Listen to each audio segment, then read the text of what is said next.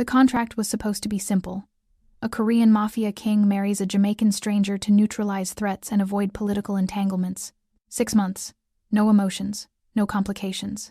But on their wedding night, Changmin Lee discovers a truth that stops him cold. His bride has never been touched by any man. Her terror freezes him. His restraint shocks them both.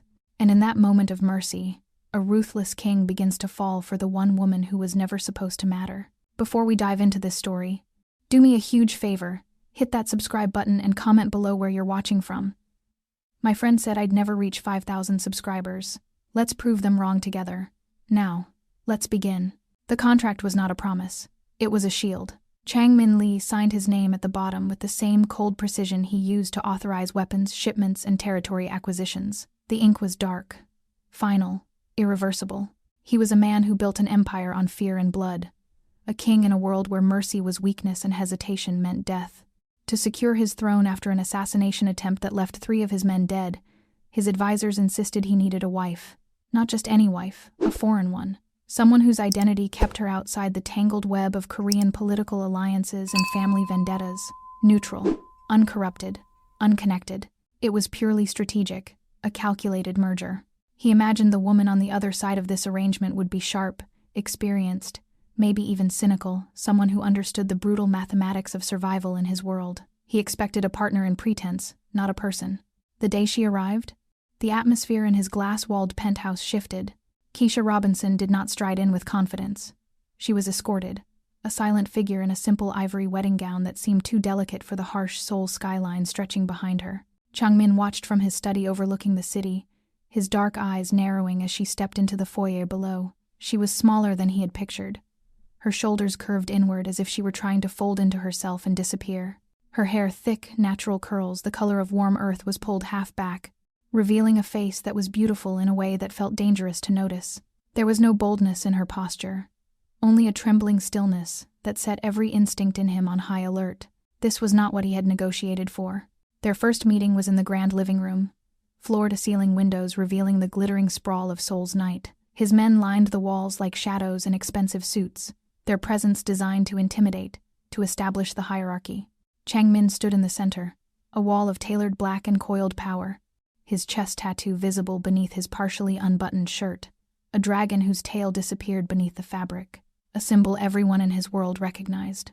When Keisha was brought before him, she kept her eyes fixed on the marble floor. Irritation flared hot and sharp in his chest. "Look at me," he commanded, his voice low but cutting through the silence like a blade. She flinched barely, but he caught it. Then slowly, with visible effort, she lifted her gaze. Her eyes were deep brown, warm and wide, and in their depths he saw not calculation or defiance, but pure, unguarded fear. It was so raw, so genuine, that it disrupted his entire frame of reference. This was no seasoned player. This was not a woman who understood the rules of his world. This was a terrified girl. The wedding was a performance for enemies and allies alike. The venue was breathtaking, a private rooftop overlooking the Han River, decorated with white orchids and soft lights. Important people filled the space, their smiles sharp and their eyes sharper. Changmin played his part flawlessly, the powerful groom going through the motions with bored efficiency. But when he took Keisha's hand to slide the ring onto her finger, he felt it. A fine, constant tremor ran through her entire body, a vibration of terror she couldn't control. Her skin was ice cold despite the warm summer night. She kept her eyes downcast, her long lashes casting shadows on her cheeks, one hand periodically rising to cover half her face, an unconscious gesture of hiding. She whispered her vows so quietly he had to lean closer to hear, her breath catching on the word forever. He felt something twist uncomfortably in his chest. This was wrong. This delicate, trembling woman did not belong in his ruthless world. The reception blurred into a parade of false congratulations and calculated conversations. Keisha stood beside him like a beautiful statue, silent and still. She didn't eat. She barely touched the champagne placed in her hand. Changmin found his attention drifting back to her again and again, his initial irritation slowly morphing into something else, a prickling, unwelcome sense of protectiveness he didn't understand and didn't want. Who was this girl? Why was she so afraid? Finally, the endless evening concluded. The last guest departed, and the heavy door of his penthouse suite closed behind them with a soft, final click. They were alone. The air in the spacious living room felt thick, charged. Beyond the windows, Seoul glittered like scattered diamonds, the city lights reflecting off the glass surfaces of neighboring towers.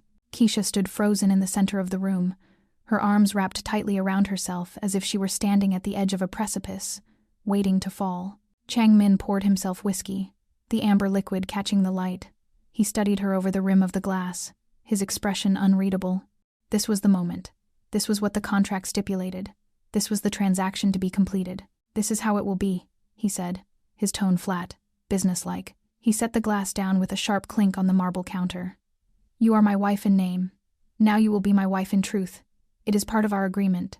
He moved toward her, not with passion, but with purpose.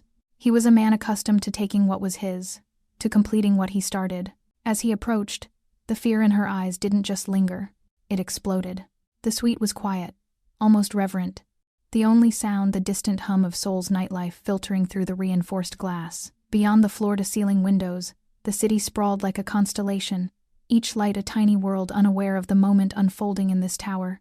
Chang-min stood before her, his movements deliberate as he reached up to unbutton his shirt. The fabric parted slowly, revealing the intricate dragon tattoo that sprawled across his chest, black ink that seemed to move in the low light, scales and claws that marked him as someone who belonged to a world of violence and power. He expected compliance. He expected her to understand that this was simply the next step in their arrangement. Instead, Keisha backed up, her movement sudden and instinctive, like a cornered animal. Her spine hit the edge of a low table, and she gasped, her hands coming up defensively in front of her chest. Her eyes were wide, glassy with unshed tears, her breath coming in short, shallow bursts that made her shoulders rise and fall rapidly. "Please," she whispered, the word barely audible. Chang-min paused, his hands stilling on the last button. "Please what?" His voice was low, controlled, but underneath ran a current of confusion. Why was she reacting like this? Her voice broke. She swallowed hard, trying again. I've never done this before." He frowned, taking another step toward her. "Never been married? I know that. The contract specified." "No." The word came out choked, desperate. Her whole body was trembling now, visible even from where he stood. I've never been with anyone. Ever." The words hung in the air between them, and for a moment Chang-min didn't process them. Never been with anyone in this arrangement? Never been with someone like him? And then, like pieces of a puzzle sliding into devastating clarity, he understood. She is a virgin. The realization hit him with the force of a physical blow. He really looked at her, and saw everything he'd missed. The way she held herself, arms crossed over her body like armor that had never been breached. The raw, untouched innocence in her panicked expression. The way she was bracing herself, eyes squeezed partially shut, as if waiting for pain, for brutality, for something she'd heard about but never experienced. Her terror wasn't calculation. It wasn't manipulation. It was real. Absolutely, devastatingly real. Chang-min had built his empire on reading people, on seeing through lies and detecting weakness. He knew every trick, every deception, every angle someone might use to gain advantage. But this raw, honest vulnerability was something he had no framework for understanding. He had prepared for negotiation, perhaps even resistance, but not for this trembling surrender of someone who had no idea what was about to happen to her. He had thought he was claiming a knowing asset, someone who understood the transaction. Instead, he had been given something precious and terrifyingly fragile. His hand, which had been reaching toward her shoulder to pull her closer, suddenly gentled. His fingers, which could break bones and pull triggers without hesitation, became soft, uncertain, then still. He looked down at his own hand as if it belonged to someone else, and then, in a moment that seemed to shock his own body, he stepped back, one step, then another. The hard set of his jaw softened. The cold, businesslike determination that had driven him all day evaporated like smoke, leaving behind something he hadn't felt in years: shame. And beneath that, something even more dangerous: protectiveness. This changed everything. To proceed now would not be claiming what was contractually his. It would be destruction. It would be taking something beautiful and rare simply because he could, simply because a piece of paper said he had the right. He reached up and began rebuttoning his shirt, his movements slow, deliberate. Each button felt like a choice, a decision being made in real time. Keisha watched him through tear-filled eyes, confused, not understanding what was happening. When his shirt was fully buttoned again, he turned away from her, unable to look at her face any longer. He ran a hand through his dark hair, his breath unsteady. "I will not touch you," he said, his voice rough, the words seeming to come from somewhere deep inside him that he didn't recognize. "Not tonight. Not ever unless you ask me to." The silence that followed was absolute. Keisha stood frozen, her hands still raised defensively, her mind struggling to process what had just happened. The feared Mafia king had just walked away. Changmin moved to the door, his stride measured, controlled, though everything inside him felt chaotic. He paused with his hand on the doorframe, his back still to her. He couldn't look at her. If he looked at her, he might change his mind, might convince himself that contracts were contracts and business was business. "The room is yours," he said quietly. "Sleep. I won't disturb you." Then he was gone, pulling the door shut behind him with a soft click that seemed to echo in the vast space. Keisha stood alone in the bedroom, her body still braced for an assault that never came. Slowly, as if her legs could no longer support her, she sank to the floor, the thick carpet soft beneath her. She buried her face in her hands, not crying from pain but trembling with the shock of a reprieve she had never dared to hope for. On the other side of the door, Changmin leaned his back against the wall, his head tilted up toward the ceiling. His own breath was ragged, unsteady. The image of her small, terrified shaking was burned into his mind. He, a man who commanded fear across 3 countries, had been undone by a single tear on her cheek. His study beckoned, cold and familiar, but it felt alien now. The contract that sat on his desk, which had seemed so clear and logical just hours ago, now felt like something vile. He hadn't married a partner, he hadn't acquired an asset, he had accepted a sacrifice. The thought made him sick. For the first time in his adult life, Changmin Li, king of Seoul's underworld, man of blood and power, felt the sharp, uncomfortable sting of shame. Morning came too bright, too cheerful, an insult to the turmoil that had filled the penthouse throughout the sleepless night. Keisha woke, curled on the floor beside the bed, still in her wedding dress, her body stiff and sore. For a moment, she didn't remember where she was. Then it all came flooding back: the ceremony, the terror, his approach, and then his retreat. She sat up slowly, her mind spinning with questions. Would he be angry now? Would he demand what he had chosen not to take last night? Would this morning bring punishment for her fear? She changed into simple clothes she found in the walk-in closet. Expensive items that had been purchased for her, tags still attached, in exactly her size. Someone had prepared for her arrival with meticulous care. She dressed in dark jeans and a soft sweater, pulling her curls into a ponytail, steeling herself for whatever came next. When she finally gathered the courage to leave the bedroom, she crept down the hallway, her footsteps silent on the polished floors. She expected to find him at the massive dining table she'd glimpsed the night before, surrounded by his men, conducting business while she was summoned like an afterthought. Instead, she found him alone on the terrace.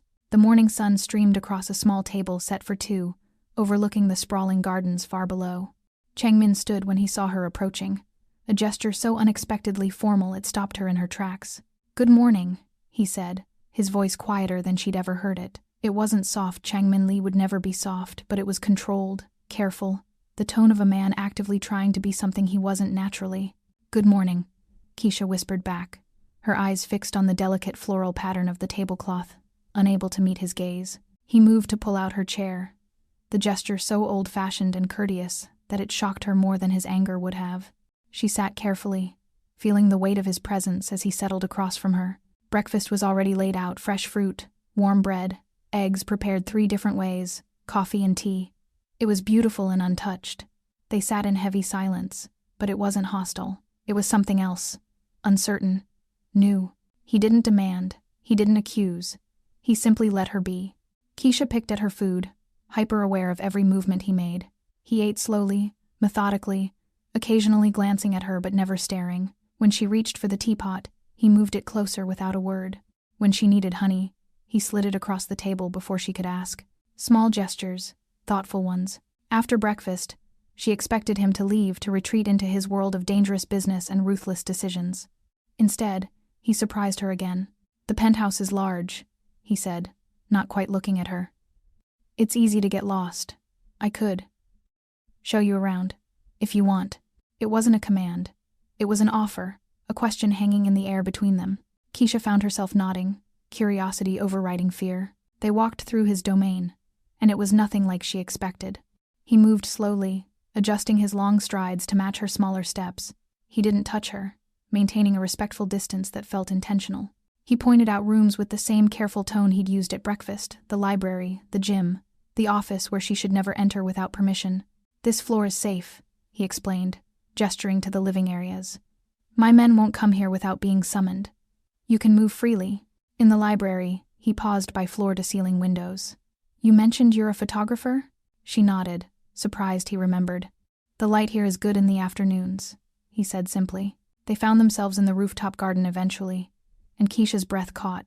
It was beautiful manicured trees, a small koi pond, strategically placed benches that overlooked the city. The morning air was crisp, carrying the scent of jasmine. "Why didn't you?" she started, then stopped, the question too big to finish. But Changmin understood. He was quiet for a long moment, his dark eyes fixed on the skyline. "Your fear," he said finally, his voice low. "It shook me.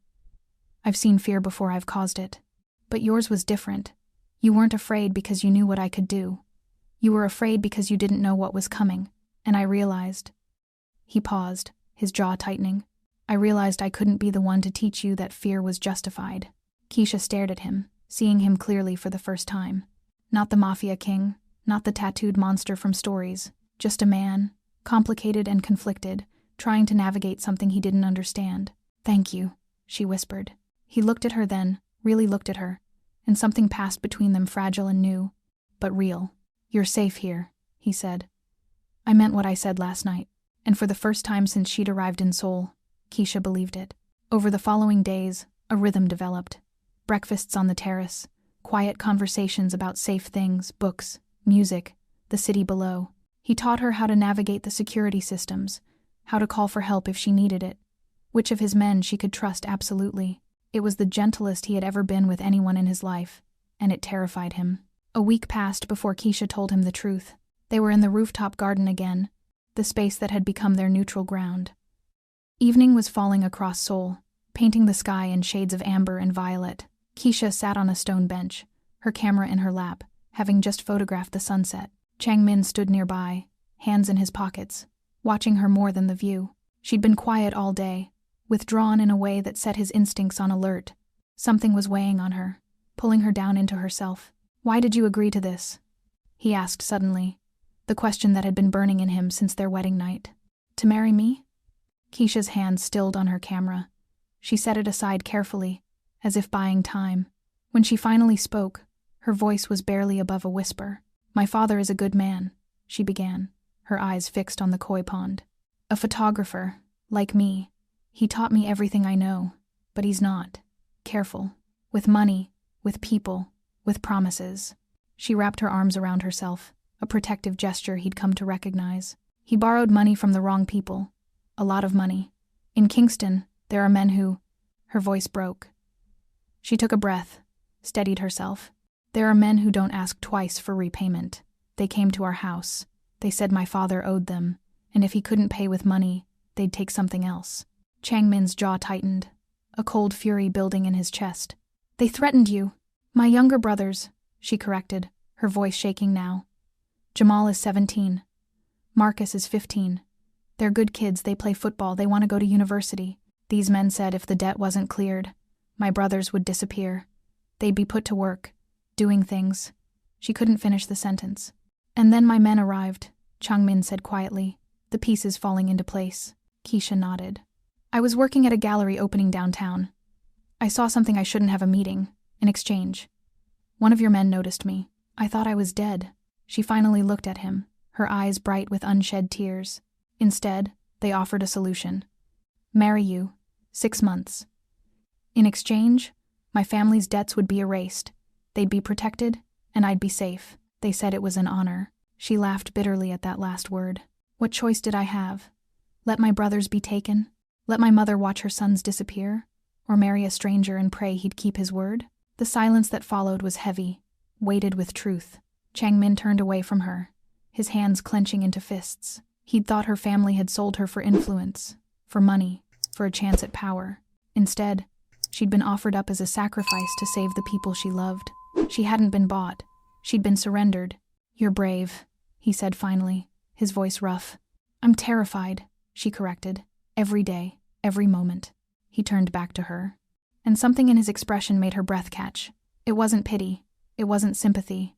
It was respect, raw and genuine. "Your brothers," he said. "What are their names again?" "Jamal and Marcus." "Why?" "I want to know the names of the boys whose sister was strong enough to face her fear to save them." Keisha felt something crack open in her chest.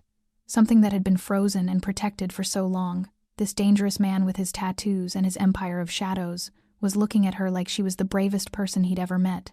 In the days that followed, Changmin found himself watching her differently. He'd always noticed her the way she moved, the softness of her voice, but now he saw her completely. She wasn't just beautiful. She was extraordinary. He watched her photograph the city from different angles, her whole face transforming when she looked through the lens. He watched the way she tiptoed past his men in the hallways, still nervous but growing braver. He watched her curl up in the library with books about Korean history, trying to understand the world she'd been thrust into. Her innocence didn't make her weak. It made her resilient. Her fear didn't diminish her courage. It amplified it. And somewhere in those quiet observations, in the accumulation of small moments, Changmin Lee feared King of Seoul's underworld fell. He fell first. And he fell hard. He found himself wanting to hear her laugh, to see her smile without the shadow of fear behind it. He started leaving small things where she'd find them, a book she'd mentioned wanting, fresh flowers for the vase in her room, a new camera lens that would work better for night photography. His men noticed. They didn't say anything they knew better, but he caught their glances, the way they exchanged looks when he softened his voice around her, when he rearranged his entire schedule just to have breakfast with her on the terrace. Yoon, his second in command, finally dared to speak. "You're different with her." Changmin didn't deny it. "She's different from anyone I've ever known." "Is that wise?" "She's here temporarily. 6 months." Changmin's expression hardened. "That contract was written before I knew who she was. And now? Now everything has changed." Late one night, unable to sleep, Changmin stood in his study reviewing security reports when he heard soft footsteps in the hallway. He found Keisha in the kitchen, making tea, wearing an oversized sweater that fell past her hands. "Can't sleep?" he asked gently. She shook her head. "I keep thinking about home, about whether they're really safe." Without thinking, he made a decision. He pulled out his phone, made 2 calls in rapid Korean, then turned to her. "By tomorrow, your brothers will have around-the-clock security. Discreet, but present. Your mother, too. They won't even know they're being watched, but they'll be protected." Keisha's eyes filled with tears. "Why would you do that?" "Because I'm falling in love with you," he thought. "Because your courage deserves to be rewarded. Because protecting the people you love is the least I can do." But what he said was, "Because you shouldn't have to worry." And in that moment, something shifted between them again, deeper than before, more permanent. The second week of their marriage marked a turning point. Changmin began integrating Keisha into his daily routine in small, careful ways. Breakfast on the terrace became non-negotiable. His men learned quickly not to schedule anything before 9. Evenings often found them on the rooftop garden, watching the city lights flicker to life as twilight descended. He taught her about Seoul, pointing out landmarks from their high vantage point. "That tower there, that's where I signed my first major deal. I was 23 and scared I'd fail." The admission surprised them both. "Did you?" Keisha asked. "Almost. But fear can be useful if you don't let it paralyze you." She looked at him thoughtfully. "Is that what you think of me? That I'm paralyzed?" "No," he said immediately. "I think you're the bravest person I've ever met. You walked into a nightmare to save your family. That's not paralysis. That's love." The romantic tension between them built slowly, subtly, like water rising. It was in the small moments, hands brushing as he passed her a coffee cup, his fingers lingering just a second too long, sharing the elevator ride down to the parking garage, the silence heavy with awareness. Long looks across the dinner table when he thought she wasn't watching, and her stolen glances when she thought he wasn't paying attention. Her smiles came easier now, less shadowed by fear. She started asking questions about his world, genuinely curious rather than just trying to survive. He found himself answering honestly, sharing pieces of himself he'd never revealed to anyone. His men noticed the change too. Yoon commented quietly one morning, "You laugh now. I haven't heard you laugh in 5 years." "She makes me want to," Changmin admitted. The guards who'd initially seen Keisha as a temporary complication began treating her with genuine respect. She learned their names, asked about their families, brought them coffee when they stood post in the cold. They responded by being even more vigilant, more protective. She's one of us now, Changmin overheard one guard tell another. The boss's lady. We protect her with our lives. One evening, 3 weeks into their marriage, they stood on the rooftop under a sky scattered with stars barely visible through Seoul's light pollution. The city sprawled below them, a living organism of light and sound. The warm wind carried the scent of the jasmine that grew in large planters around the garden space. Keisha turned to him suddenly, her expression serious. Why did you choose me? Really, you could have married anyone. Changmin was quiet for a long moment, weighing his answer. He'd learned that Keisha deserved honesty, even when it was uncomfortable. I thought you would be easy to control, he admitted, his voice low. A foreigner, no connections to Korean politics, no family here to interfere. I thought you'd be grateful, maybe intimidated, but ultimately, manageable. And now? She asked softly. He turned to face her fully, his dark eyes intense in the dim light. Now I know I was wrong about everything. You're not manageable. You're not predictable. He struggled for words. You're extraordinary. And terrifying. Terrifying? A small smile played at her lips. You make me feel things I've spent 20 years training myself not to feel. You make me question decisions I've already made. You make me want. He stopped himself. Want what? Things I have no right to want. The air between them felt electric. Keisha's heart hammered in her chest. She knew she should step back, maintain the safe distance they'd carefully constructed. Instead, she took a half step closer. What if I want you to want those things? She whispered. Changmin's breath caught. For a moment, he looked like a man balanced on a knife's edge, torn between restraint and desire. Then slowly, carefully, he reached up and tucked a loose curl behind her ear, his fingers barely grazing her skin. Don't say that unless you mean it, he said roughly. I mean it. Their honesty was deepening their bond, creating something neither of them had planned for. Changmin found himself sharing stories from his childhood, the uncle who'd raised him after his parents died, the first time he'd had to make an impossible choice, the loneliness of leadership that never quite went away. Keisha shared her dreams of opening her own photography studio, her memories of her grandmother who'd raised her to be strong, her fear that she'd never be brave enough to live the life she wanted. You're already brave enough, he told her one night. You're here, aren't you? I didn't have a choice. You always have a choice. You chose to save your family. You chose to face your fear. You chose to trust me, even when every instinct probably told you not to. She studied him in the low light. Do you know what I see when I look at you? A monster? He suggested, his tone self-deprecating. A man who pretends to be a monster because it's safer than being hurt. The observation struck him like a physical blow. No one had ever seen him that clearly. As April gave way to May, something between them shifted fundamentally. They moved around each other like binary stars, caught in each other's gravity but not yet colliding.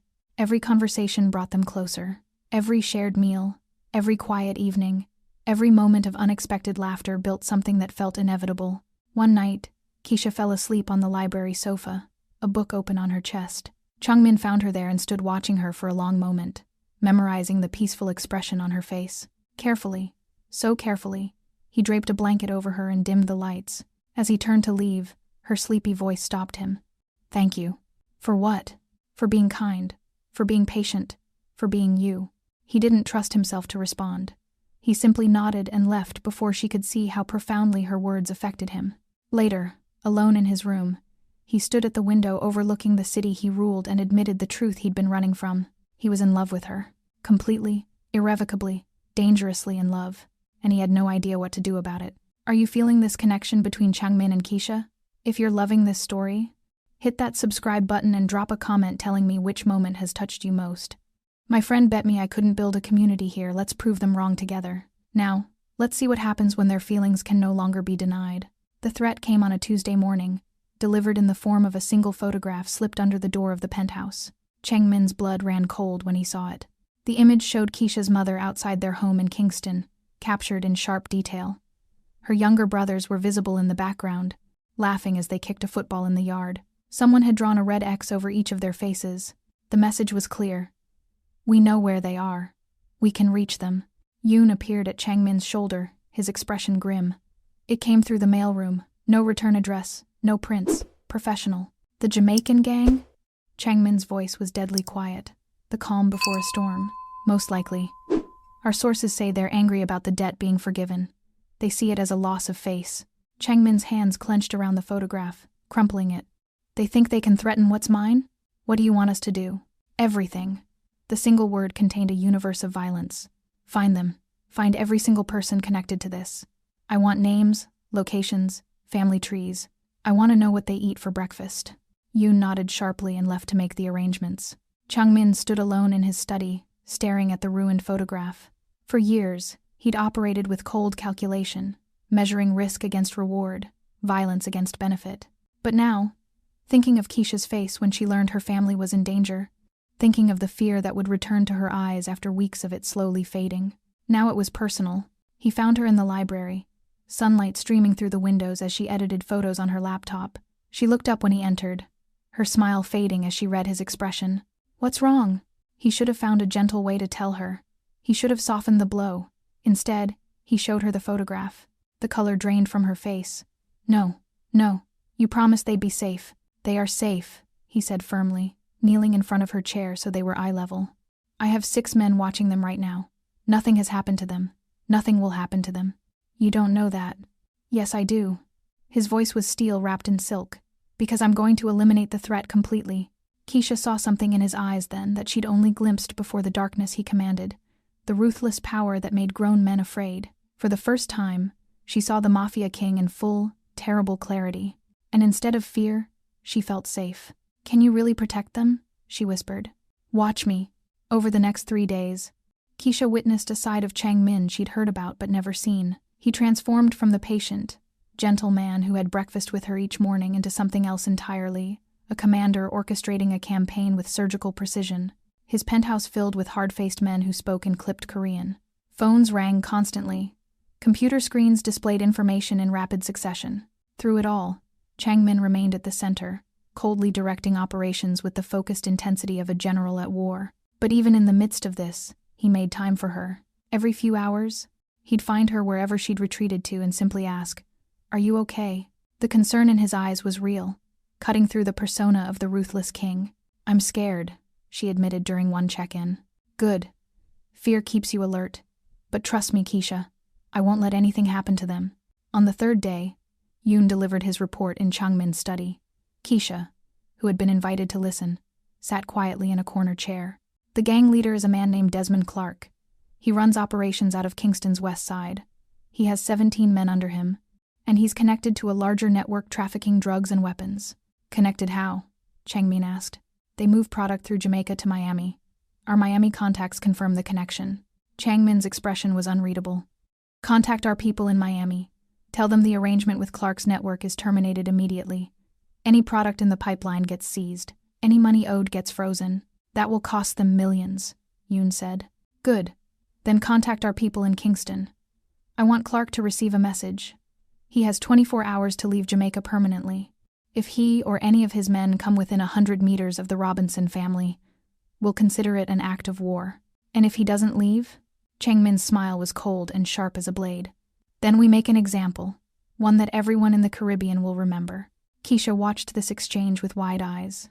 She was seeing the full scope of his power, the network that spanned continents, the casual way he could destroy lives with a few phone calls. Later, when they were alone, he came to stand beside her at the window. Are you afraid of me now? He asked quietly. She thought about it, really thought about it. No, she said finally. I'm not afraid of you. She struggled for the word. I'm awed by you. You could have just increased security. Instead, you're dismantling an entire criminal network because they threatened my family. They threatened what's mine, he corrected, his voice low and fierce. No one threatens what's mine. Not while I breathe. The intensity in his eyes made her breath catch. This wasn't duty. This wasn't about the contract. This was something else entirely. Changmin, she whispered. I know what you're going to say. That you're only here for 6 months. That this is temporary. That we shouldn't. I was going to say thank you. She reached out tentatively and touched his hand. Thank you for protecting them. For protecting me. He looked down at her hand on his. Such a small gesture but profound in its trust. Slowly, carefully, he turned his palm up and let her fingers settle into his. For a long moment, they simply stood there, hands clasped, looking out at the city neither of them really saw. I would burn the world down for you, he said quietly, almost to himself. That should probably terrify you. It doesn't, she said. It makes me feel like maybe, for the first time in my life, I don't have to be afraid anymore.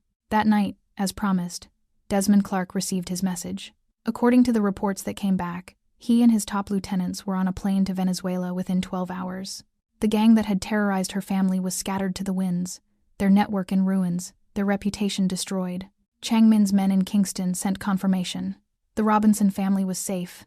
Permanent security had been discreetly established. They would be protected for as long as Chang Min drew breath. When he told Keisha, she cried not from fear this time, but from relief. Without thinking, she threw her arms around him, burying her face in his chest. He froze for half a second, then slowly, carefully, wrapped his arms around her. She was warm and soft and trembling slightly, and holding her felt like the most natural thing in the world. "Thank you," she whispered against his shirt. "Thank you, thank you, thank you. Always," he promised into her hair. "Always." And in that moment, Keisha Robinson began to fall in love with the dangerous man who had moved heaven and earth to keep her family safe. 3 nights after the threat was eliminated, Chang Min came to find Keisha in the library. She was curled up in her favorite chair, staring at a book without really reading it. "Come with me," he said simply. She followed him without question, through the penthouse and up a private staircase she'd never noticed before. It led to the rooftop, their rooftop garden. But tonight it was transformed. Soft lights had been strung between the trees, casting a warm glow across the space. The city sprawled below them in all directions, a sea of light stretching to every horizon. "What is this?" she asked, breathless. "I wanted to thank you," he said. "For what?"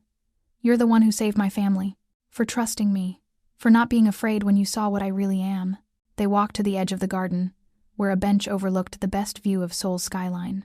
The warm spring wind carried the scent of jasmine and the distant sounds of the city below.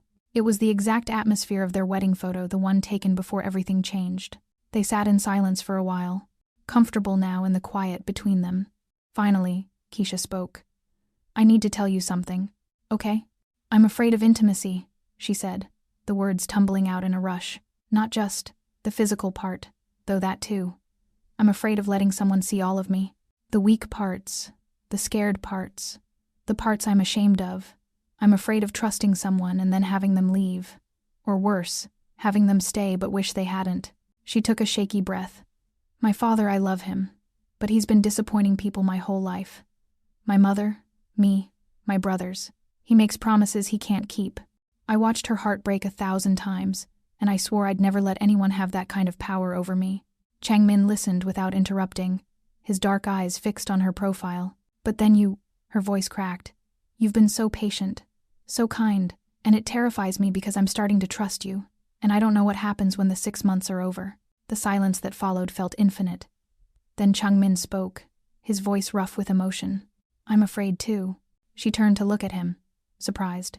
"I'm afraid of gentleness," he continued. "I've never been given it. Not really. My uncle raised me after my parents died, but he was training me to take over the family business. Every kindness came with a lesson. Every moment of softness was followed by a reminder that the world would eat me alive if I showed weakness." He ran a hand through his dark hair, a gesture of vulnerability she'd come to recognize. "I learned to be hard, to be cold, to make decisions without feeling them. And it worked. I built this empire, earned respect through fear, survived when others didn't. But somewhere along the way, I forgot how to be anything else." He finally looked at her, and the naked emotion in his eyes made her breath catch. "Then you arrived. Terrified and trembling and so brave it broke something inside me. You made me want to be gentle. You made me want to be the kind of man who deserves someone like you. And that's terrifying because I don't know if I can be that man. I don't know if I know how." Keisha felt tears sliding down her cheeks. "You already are," she whispered. "Every day, every moment. The way you pull out my chair at breakfast. The way you adjust your stride so I can keep up. The way you walked away on our wedding night when you could have just—" She couldn't finish. "I couldn't," he said fiercely. "I will never take from you what isn't freely given." They sat with their confessions hanging in the air between them, two people who'd entered this arrangement expecting survival, not connection. Not this overwhelming, terrifying, beautiful thing growing between them. "I'm falling for you," Keisha said, the admission barely audible. "And it scares me more than anything in my life ever has." "I already fell," Chang Min admitted. "Weeks ago. I'm just trying to figure out how to tell you without scaring you away. She laughed, a watery sound halfway between a sob and genuine amusement. I married a mafia king. I'm living in a tower surrounded by armed men. But you think your feelings are what's going to scare me? These feelings could destroy us both if we're not careful. Then let's be careful together. The moment stretched between them, heavy with possibility. Then, slowly, hesitantly, Keisha reached out and took his hand. His fingers closed around hers, warm and sure and strong. It was a small gesture, a simple touch. But it felt like crossing a threshold they could never uncross. Tell me something, she said softly. If there was no contract, if we'd met another way, would you still want this? Want me?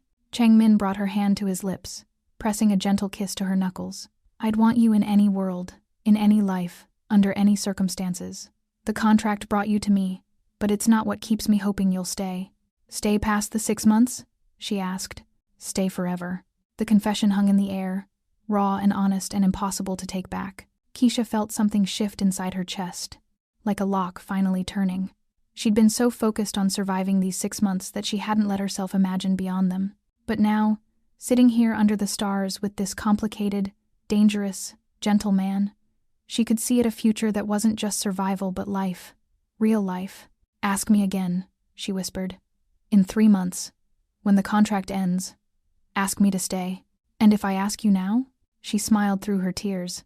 Then I'd say I need to be sure you want me, not just the idea of me, not just the virgin you protected or the sacrifice you saved, me, with all my fears and flaws and broken pieces. I already know all of those, he said. I've been learning them for weeks. Your fear doesn't make you weak, it makes you honest. Your flaws don't diminish you, they make you real. And your broken pieces? He touched her cheek gently. They fit perfectly with mine. The city lights blurred through her tears. Keisha leaned into his touch. This man who'd somehow become her safe harbor in the middle of a storm. I'm going to kiss you now, Changmin said softly. If that's okay. Instead of answering with words, Keisha closed the distance between them. Their first kiss was gentle, tentative, a question being asked and answered simultaneously. His lips were soft against hers, patient and unhurried. She tasted salt from her own tears, and something uniquely him, expensive cologne and whiskey, and something indefinable that made her heart race. When they finally pulled apart, both breathing unsteadily, everything had changed again.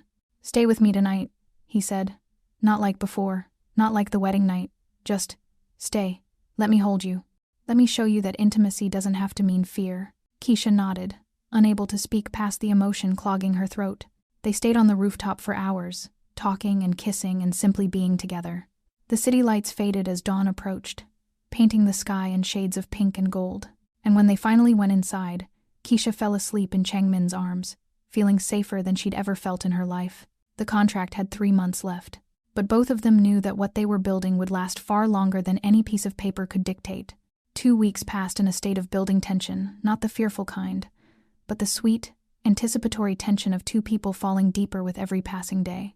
Changmin and Keisha existed in a careful space of stolen kisses, held hands, and nights spent talking until dawn broke over Seoul's skyline. He never pushed. He never demanded.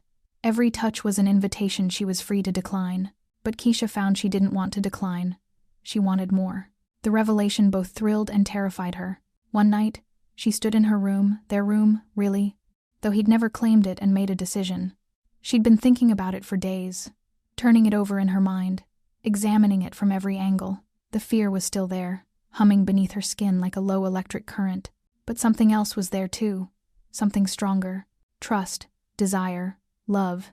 She pulled on a silk robe over her nightgown, took a breath to steady her nerves, and walked down the hallway to his study. He was still awake, he always was, working late into the night on the endless business of his empire. Soft light spilled from under the door. She raised her hand and knocked. 3 soft taps. Come in. She pushed the door open and found him at his desk, shirt sleeves rolled up, hair slightly disheveled from running his hands through it. He looked up and froze when he saw her, his expression shifting from surprise to concern. Keisha?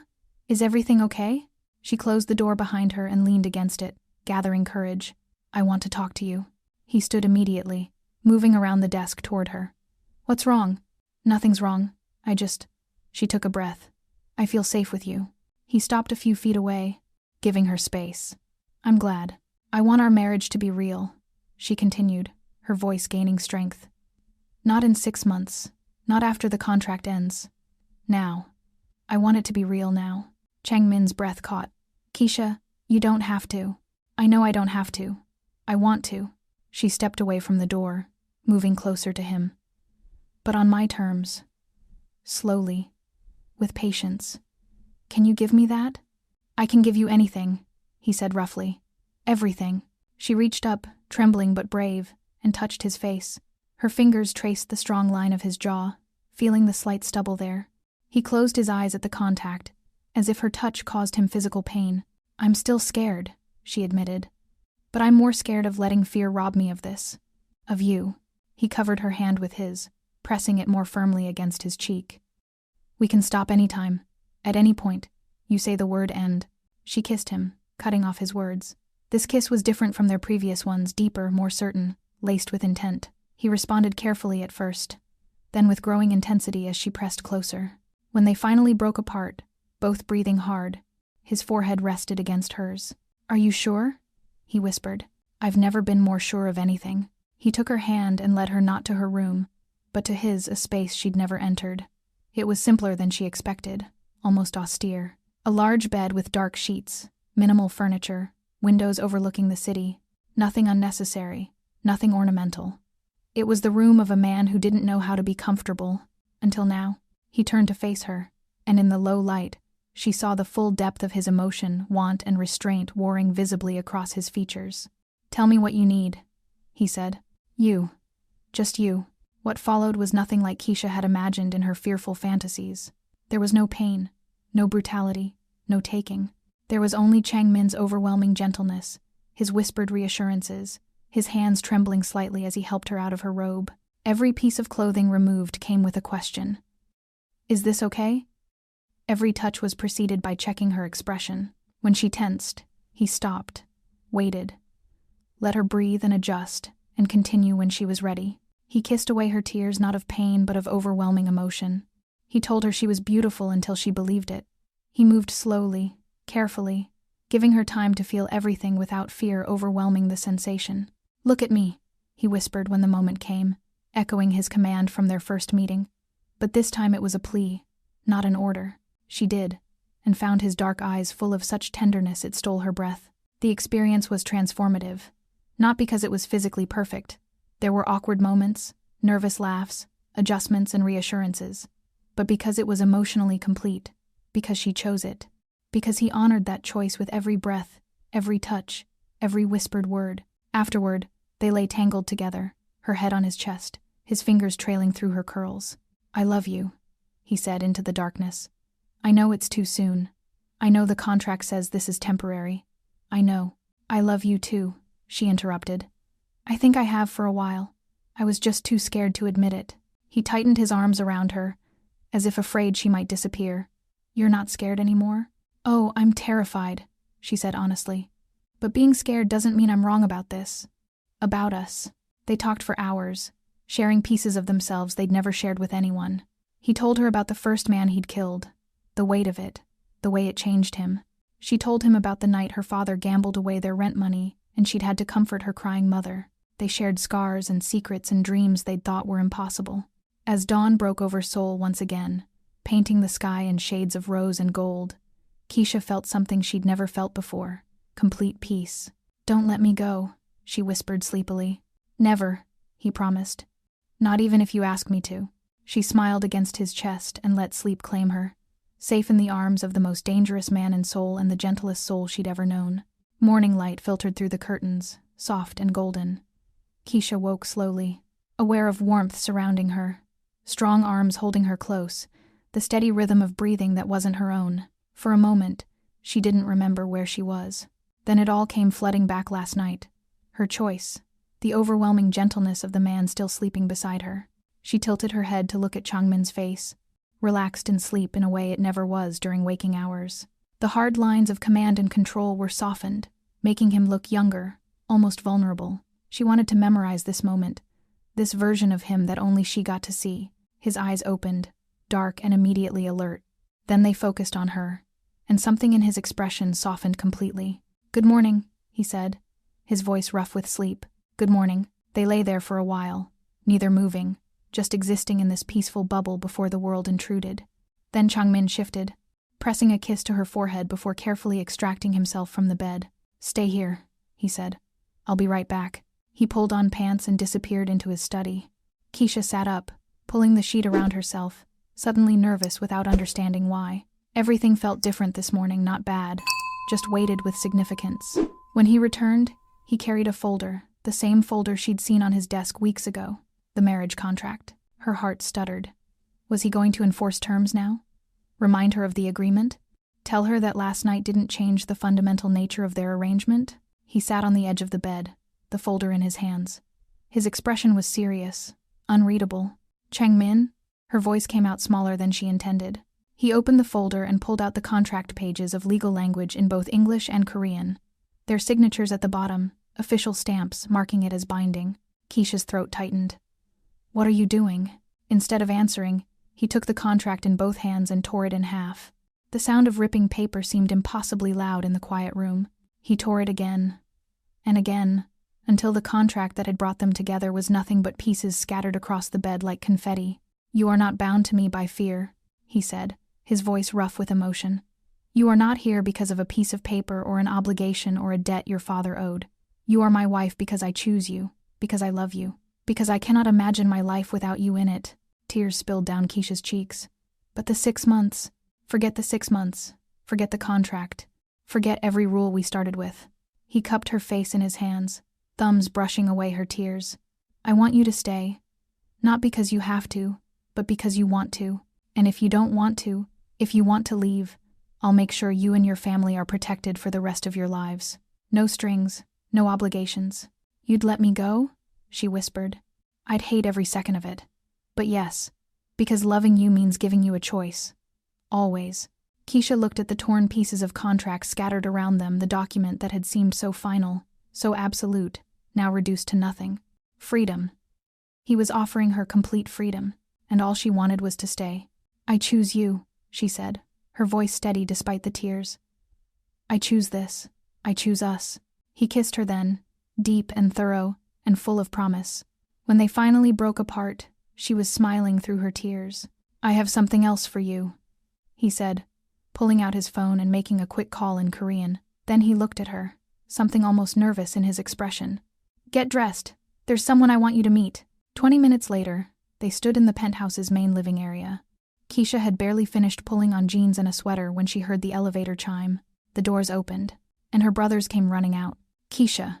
Jamal, 17 and tall, reached her first, lifting her off her feet in a bear hug. Marcus was right behind him, both boys talking over each other. You're really okay. This place is insane.